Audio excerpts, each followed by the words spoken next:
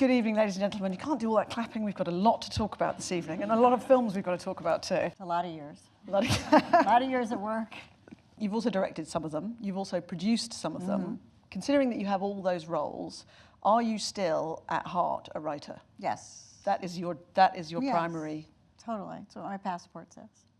That is what your passport says? Yes. I love that. That's great. Yeah. Is that the thing that gives you the most pleasure? I do like the writing the best, I think. I like editing movies also. You know, it's the actual making of them that's hard.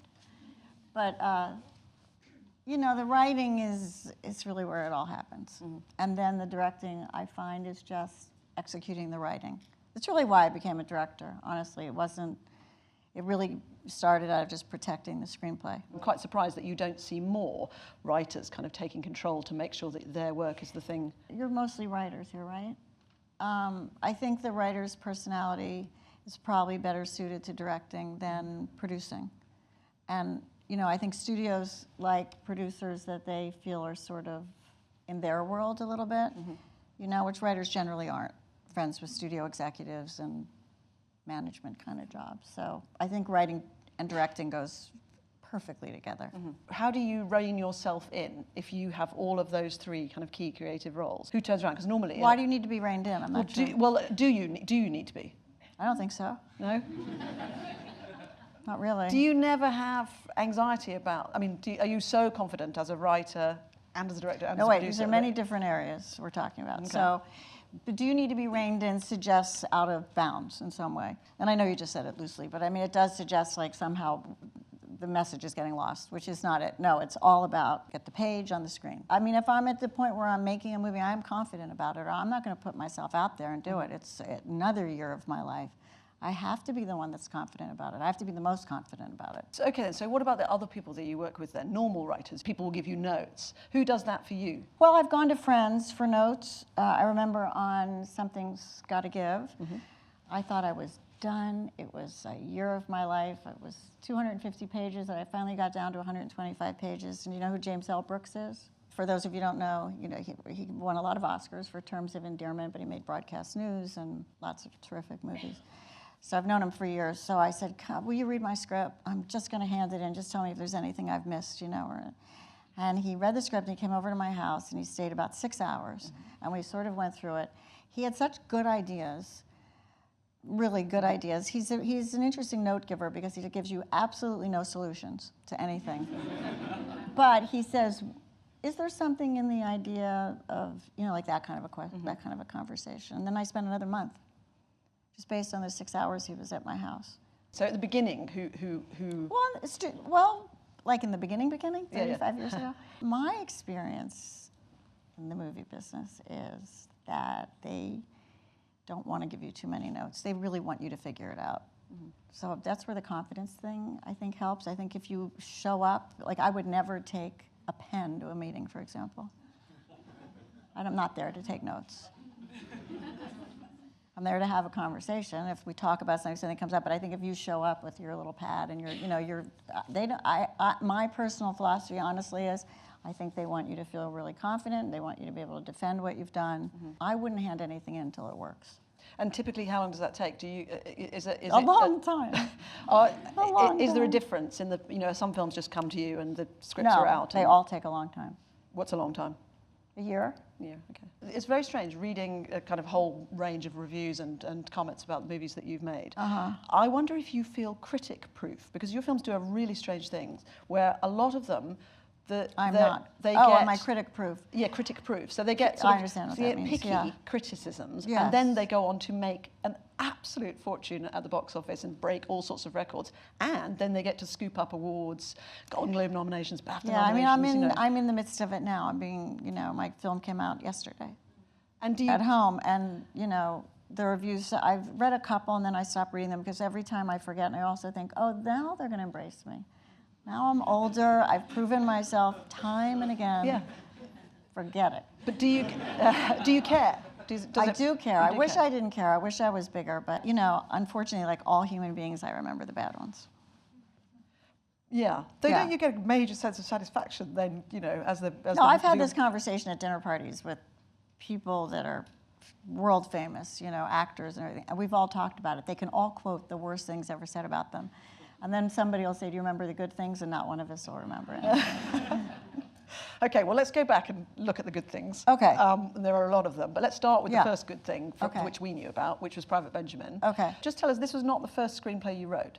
I sort of wrote a practice script. Okay. You know, I wrote something that I actually never showed anybody. How did you get to the point of writing your first practice script? A friend of mine was a TV writer, and he knew I had just left this job to become a writer, and he asked me if I wanted to ghostwrite a script for him, which means I wrote it, and he put his name on it.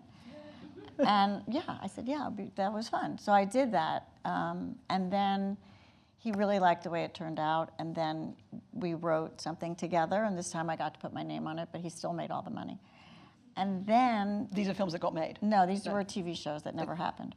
But it was fun. It was big. I was so young. It was the beginning, you know. It was like felt I was a writer. I was starting.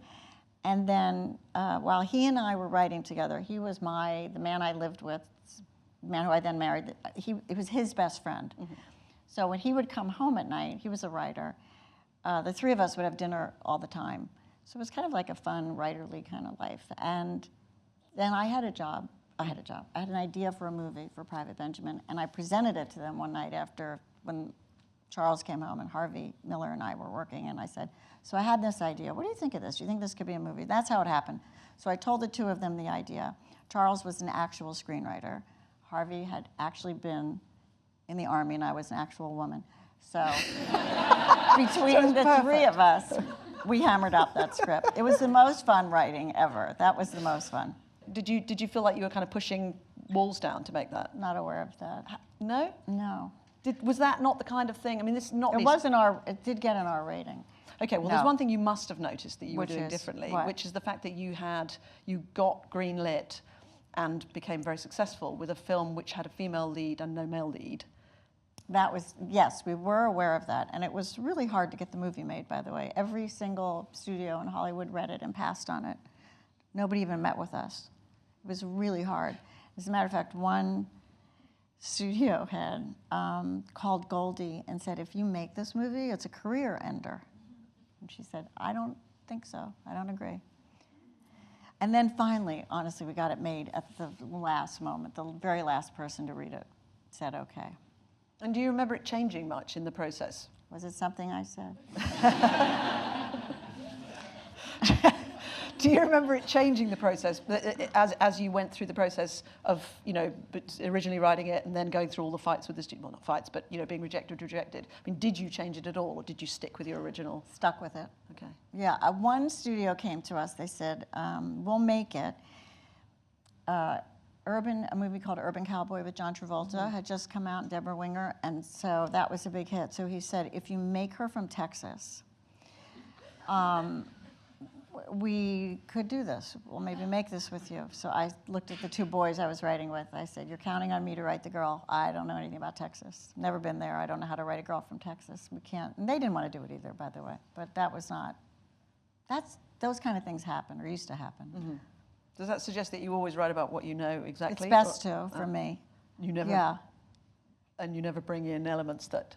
No, of course. I didn't know anything about the Army. I didn't know this new movie takes place in a startup. I knew nothing about a startup. There's all kinds of things I don't know that I'll learn about.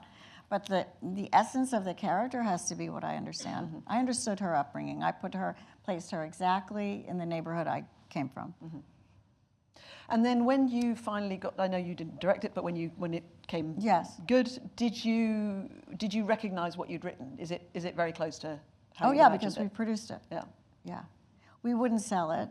We were new and young, and we just said, it's for sale with us as producers. And they sort of, okay, we're stuck with them. But they were stuck with us. Mm-hmm.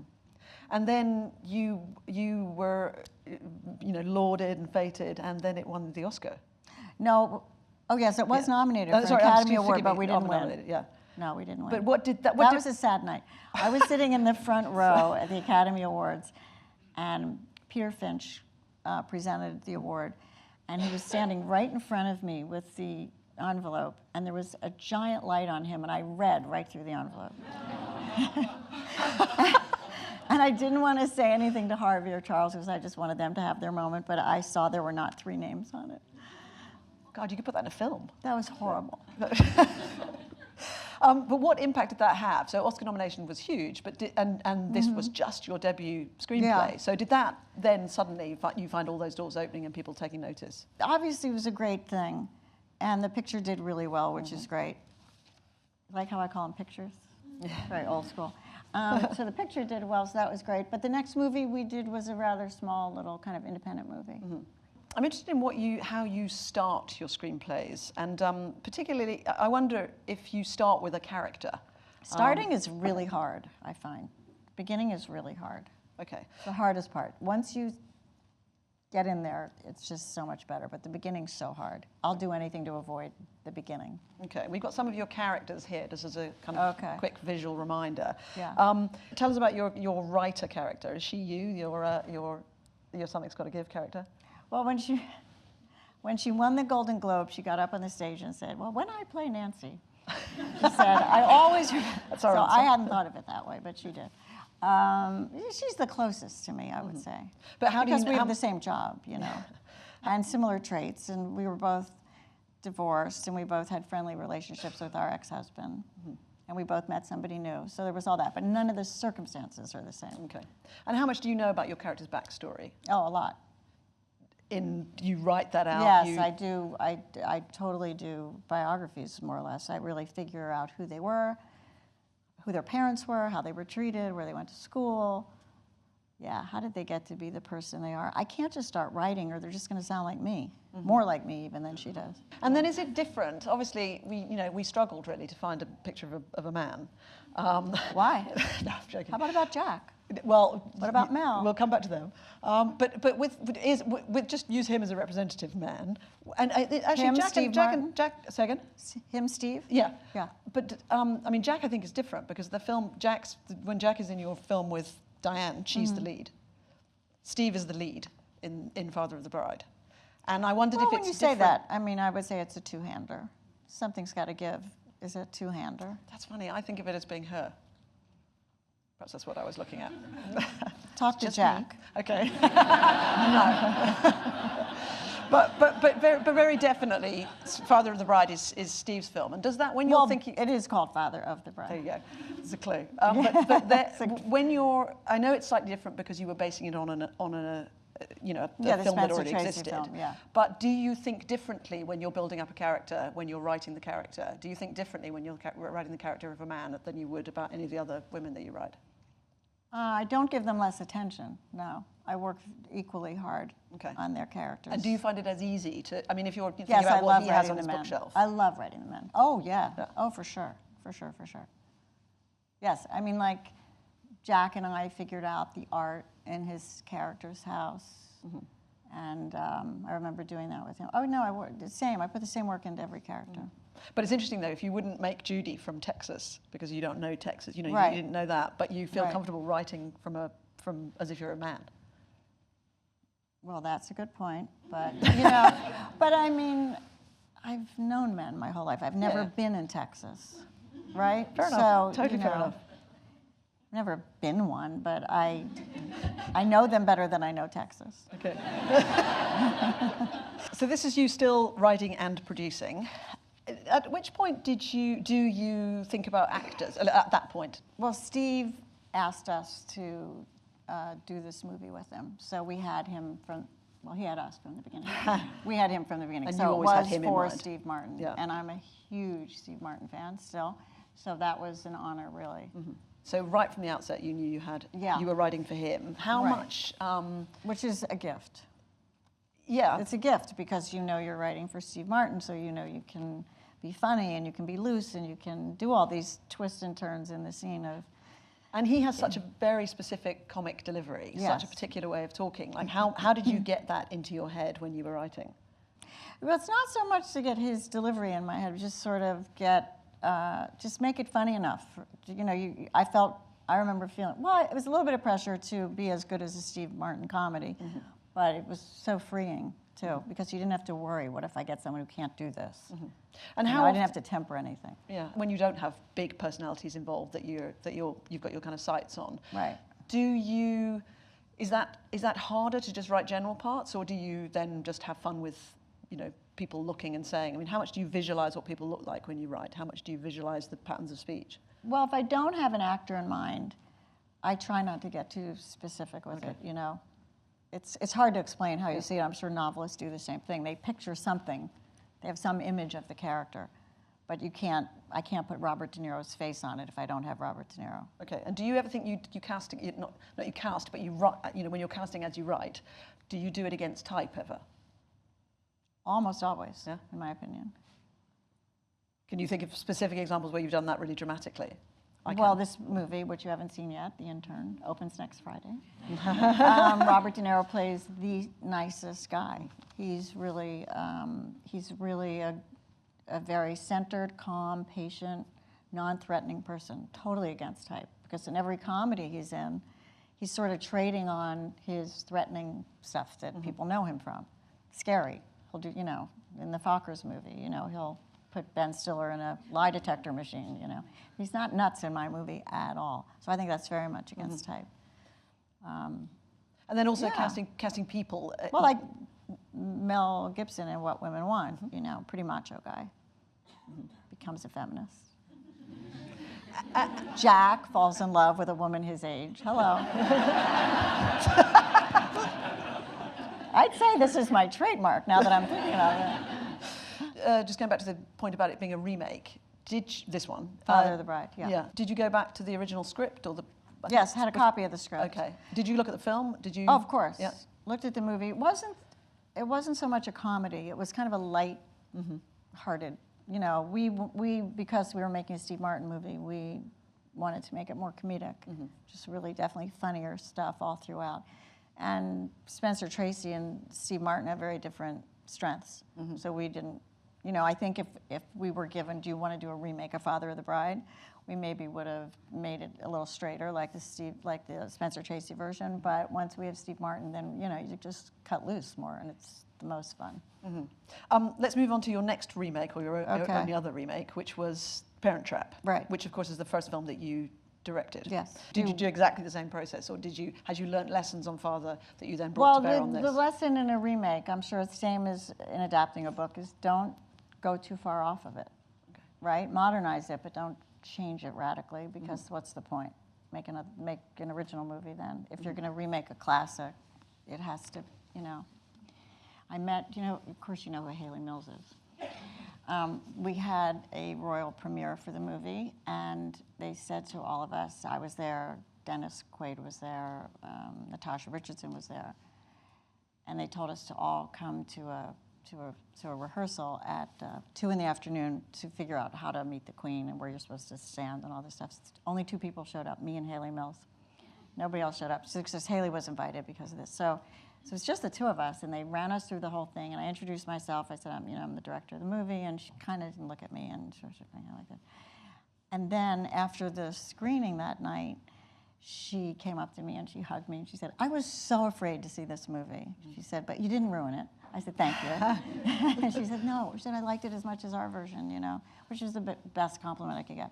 Because I was 10 when Parent Trap came out. I loved Parent Trap. Loved it, loved it, loved it. It's a very girl-empowering movie. And yeah, because the 2 girls make everything happen. They have total control of the destiny of their family. So I had a 10-year-old. I made these 2 movies for Disney, the Father of the Bride movies, and I said to them, would you ever consider remaking Parent Trap? And they said, yeah. What did directing do to you as a writer? It didn't really, you see, I had been very hands-on as a producer because my ex-husband had directed all these movies we made, so I was always there, very present, always in front of the monitor. So it wasn't like my first time seeing my words come to life or anything. You know, I was 48 by the first time I directed, and I've been making movies for close to 20 years, so. It would normally if I had just been a writer and then became a director, but since I had made all those other movies, it was not a horrible transition. Okay.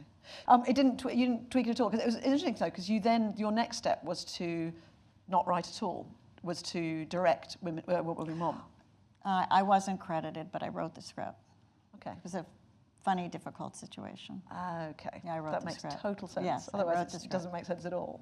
Okay. Yeah. Okay. Well, having directed, and then in that case going back to writing What Women Want, it didn't make you do anything differently? No. Mm-mm. That's interesting. Nothing at all. No, because you'd been so involved. Yeah, because I already was making movies. Okay. I wasn't a writer at home that first got to be on a set. Okay. You do get smarter with every movie, certainly. I've read quite a lot about you as you're quite a big mood board user, and I'm not quite sure whether that's because you're a director or that's you at the point of writing. I don't know if we can have a look. You're a big Pinterest fan now, I see. This is my Pinterest. Are you on Pinterest, anybody? Yeah. I know this is specifically about the intern. Each character has a page. You know, sometimes the images are there for the actors to soak up. So here's the thing, as a writer, as you know, you've been thinking about it and thinking about it and thinking about it. Now all these people are going to come in and they're going to design the sets, figure out your wardrobe. Actors are going to say the lines. The more I can get them into my head, the better time it's going to be for everybody. Have you done this with other movies, or is this the first one you've put? This is the first one I did with Pinterest. Previously, did you do mood boards? And very big bulletin boards in my office with all kinds of... As a matter of fact, in the holiday, I had seen this little cottage in Vogue magazine. They'd done a fashion shoot out in somewhere, Cotswolds, I think. And this cottage just stuck in my mind, and I had it by my computer when I was writing, and then it went up on my bulletin board, and then they found it. I remember they called me, "We found it. It's impossible to get to." They said, "It's impossible. We can never shoot here." So we sort of copied it. Yeah. You know, but that cottage, everybody knew what we were looking for. Well, how much of your interiors do you script? I mean, I know you mood board, and I know you have it as your inspiration. Interiors. You don't describe. What I do is I do little maps of floor plans when I'm writing, because if I'm writing, she comes out of her bedroom and goes into the kitchen, I have to know how she gets there. Am I just going to cut to exiting one door and entering? I can do that, but I need to know how she got there. Did she go down a flight of stairs? Did she walk? So I do a floor plan, which we then build. Someone makes it good. Like there's a scene in Something's Gotta Give, I don't know if you remember, where they're doing like instant messaging each other, and they say, "You want to meet in the kitchen?" And he comes out of his room and she comes out of her room. So I had to have a house built where they could do that. So they weren't both coming out of the same side. You know, they had to be opposite sides. So we built that whole house. That whole floor plan is based on that moment. That's amazing. And do you, with other, I mean, how descriptive are your scripts anyway? Pretty descriptive. Not like that. Not she exits her kitchen, takes 5 steps and lands in the, you know, it's not boring. But but I can explain to them. Yeah. You know, so when I'm making the movie, I explain to them how I see somebody getting from one place to the next, or why the front door has to have a window next to it, because there's the scene where, you know, Steve Martin, Father of the Bride's looking out the window, he's watching the guy pull up. Oh, he drove too fast. You know, I have to have a window in the scene where he was standing when the kid drives up. It's just basic stuff like, but you'd be amazed at what people miss. And then what about, so, you know, quite often you go to sort of physical comedy. It's almost like that kind of screwball thing with. And how descriptive is that in your screenplay? Very, very choreographed. Yeah. It's complicated now. Another film that you wrote, well, one of the most recent series that you wrote, directed and produced. This is another of your kind of post-divorce films. Yes, my post-divorce period. I was going to say my blue period, but it was pretty good, actually. So yet again, people say, you know, is this you? Are these characters you? And would you answer it in the same way, that this is just you're taking elements? I was divorced. That's the extent of it. And it's not autobiographical other than that? No. But, you know, a divorced person is like a character that's not in a lot of movies, other than the angry woman at the door dropping off the kids woman, you know. Like the real life. What's life like when you're divorced? So, yeah. And again, with this one, where it's, you know, older people, you know, you're picking on a particular type of actor at a particular, you know, with a particular kind of look. I mean, I know, you know, by this time you're wildly successful, and presumably very few people were saying no to you. But did anybody, you know, did you still get a sense of, well, that's not, you know, we don't want to see older people, we don't want to... Then those are the people that didn't make it, but, you know, the people that make the movie like it. They have their pick of whatever. So if they're gonna say yes to me to make the movie, they're not going to then take it apart and change it. That doesn't happen, I don't find. And were you surprised at how successful it was? I was really happy. A lot of divorced people. No, I don't know. No, I was very happy. But, you know, such great actors, you know. Meryl's brilliant, and Steve came in for a secondary part to Alec Baldwin, which was unusual. So, I mean, I thought I had a shot. The actors were so great. Mm-hmm. Let's very, very briefly end on The Intern. Do you have any sense that you were updating Baby Boom? I thought of it as a companion piece. Mm-hmm. I did it after I finished making it, towards the end. Mm-hmm. Yeah, not aware at all while I was making it, but it is absolutely a companion piece, mm-hmm. I think. Yeah, it's fantastic. Women in to business watch them. and motherhood and balancing, but much more modern. I mean, between Baby Boom was 87, this is 2015. It's a new world. But some problems still exist. And know? Significantly, Baby Boom, she's an employee. She's an employee, and yes, it never occurred to me to make this girl an employee. She was going to be the CEO, founder of her own company, which I think JC, the Diane character in Baby Boom, would have done the same if she were a kid this age today. Good note to start with some questions. With regards to writing comedy, to being funny, yeah.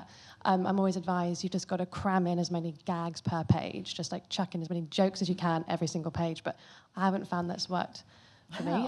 If someone gave me that advice, I'd be frozen. Right. What, do you have any... Yeah, forget that advice. Okay, good. Do you have other advice? That's crazy. How can you do that? I mean, the funniest things are the most real, or they're based in something that everyone can relate to, right? And nobody can relate to 5 jokes on a page. Honestly, don't even worry about it. Just do what feels natural to you. Can I ask a second part to that? Yeah. With regards to adding detail, as you said, on the script, like how they might say the joke, have you found that may help? To make sure they deliver the line correctly? Right, yeah. Oh, yeah, I'll do every trick. I'll italicize the word I want them to hit. Sometimes I'll underline it. Sometimes I'll put ... before it. Yeah, I want it to land right. But I know I'm also going to be there to help them. But if you're not going to be there, don't worry about it. Just say parenthetical, just kidding, or with ease, he says, or nervously admits, or whatever. Just say however you want it to be. I do that all the time. For Robert De Niro and for Jack Nicholson and Meryl Streep, I'll give them parenthetical direction. And I know I'm there. And I still do it. Thank you very much. Good luck. Are there any favourites, comedy scripts of other people that you admire? Many. Tootsie, Annie Hall, obviously. Shampoo, I guess that was a comedy-ish, drama, tragedy. Everything Billy Wilder's ever done. So many that I love. I wondered if you could talk about your relationship with Hans Zimmer. Hans? He seems to do a sound for you that he won't do for anyone else, it seems. And I wondered, like, what your process is. He would agree with you. Well, that's nice. Because I'm the biggest pain in the ass he's ever met. Well, the only reason you're really saying that is because mostly he does Batman and Interstellar, and so of course he's not going to do a romantic theme in any of those movies. And he loves those movies much more than my kind of movie. But somehow I've wrangled him 3 times. I didn't get him on this movie because I think he felt, he was doing Batman versus Superman. Whatever. I said, so when he said, I'm doing Batman versus Superman, I said, yes, so? He said, so I'm not available. I said, but could you do it? And he said, I can't do it. And then I would call him a week later and I'd say, are you still doing Batman and Superman? He did an amazing thing on Something's Gotta Give. I had a score by another composer.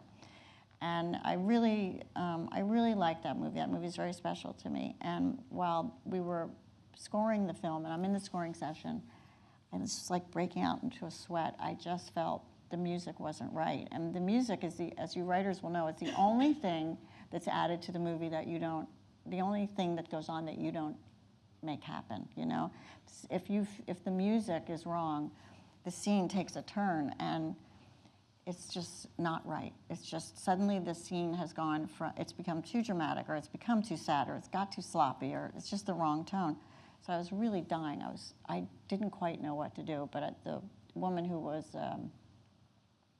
the head of the music for Sony, who made the movie, was sitting with me, and she kept looking at me, and she kept going like this. I said, what are we going to do? She said, I don't know what we're going to do.